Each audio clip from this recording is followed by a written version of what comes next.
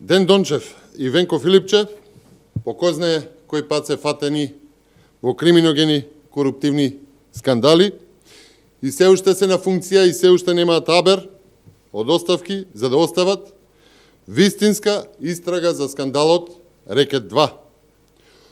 Октоподот на власт, исто како и за Леонардо, и за Рекет 1, еве и за Рекет 2, продолжува со притисоци кон медиуми, кон новинари.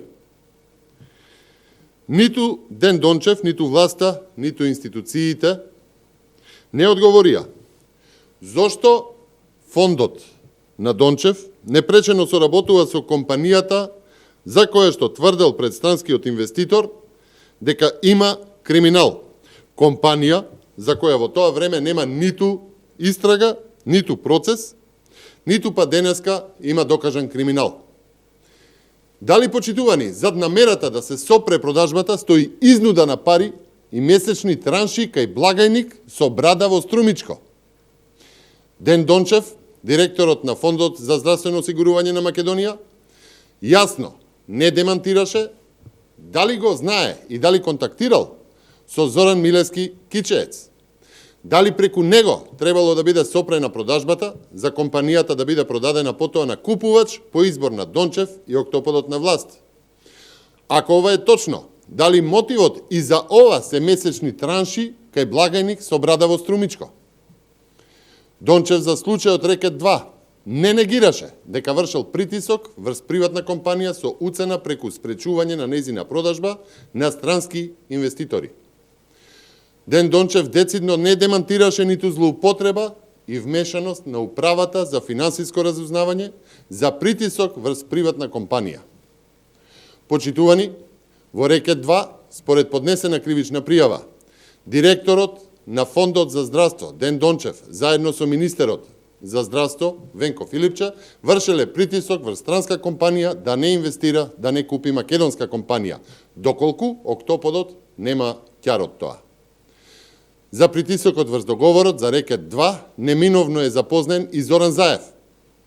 Ако не од Дончев и од Филипче, тогаш од шведскиот амбасадор, кој што се знаел и разговарал со него. Ама Заев не го пријавува Рекет 2 кај Русковска. И овој пат нема порака, многу си го обрал друже.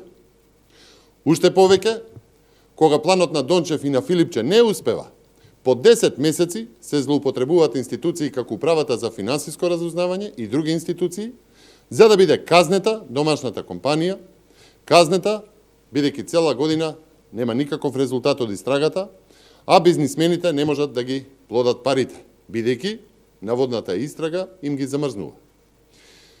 Си го бараат ли со тоа Ден Дончев и Венко Филипче рекетот?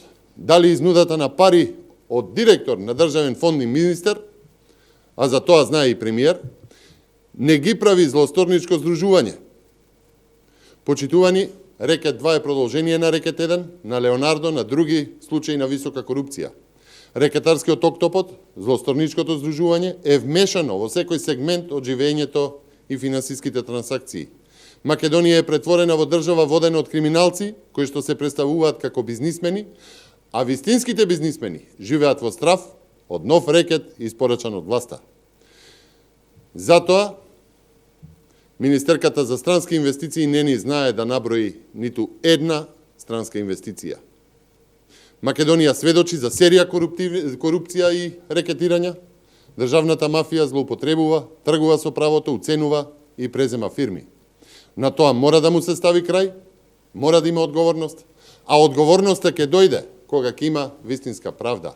Затоа се неминовни предвремени избори за Македонија да биде држава каква што народот заслужува. Горда, исправена, силна и напредна.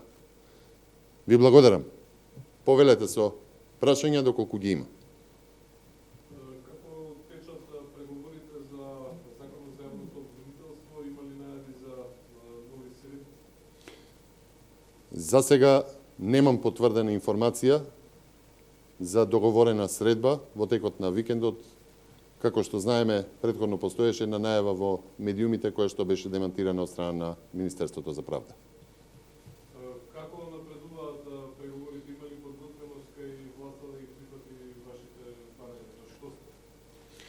Па, власта соочена со висока корупција, соочена со скандали, криминогени и коруптивни, апсолутно се плаши од носење на вистински закон за се плаши од одговор институционален, вистински јавно обвинителски, вистински судски реформи кои што ќе се справат со таа висока корупција во која што се вмешани, колку што гледам, се повеќе и повеќе владени функционери, така што се додека трае тој страв кај нив, веројатно нема да биде постигнат договор, бидејќи ВМРО ДПМН нема да се повлече од она што значи носење на издржан вистински закон за јавно обвинителската сфера, кој што се базира на оние принципи кои што значат меѓународни документи и стандарди.